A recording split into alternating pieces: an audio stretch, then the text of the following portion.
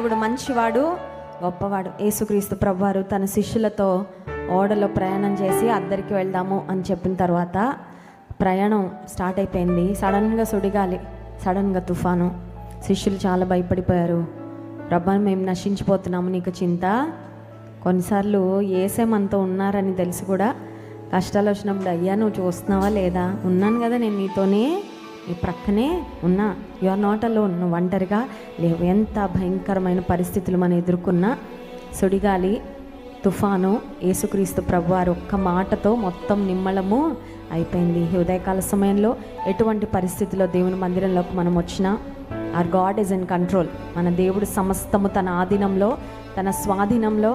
కొన్నిసార్లు మన కంట్రోల్లో లేదనేసరికి చాలా ప్యానిక్ అయిపోతాం, చాలా బాధపడిపోతూ ఉంటాం, చాలా నిస్సహాయత అనిపిస్తూ ఉంటుంది.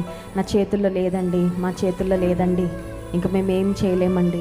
ప్రభు అంటున్నాడు ఉదయం, అన్నీ నా చేతుల్లో ఉన్నాయి, నా ఆధీనంలోనే ఉన్నాయి. ఐఎమ్ ఇన్ కంట్రోల్, నేను చూసుకుంటాను, ఏం పర్వాలేదు. సుడిగాలైనను నిశ్చలముగా చేసేదవు, నీవే నా బలము, నా నమ్మకం అని దేవుని స్తుతిద్దాం.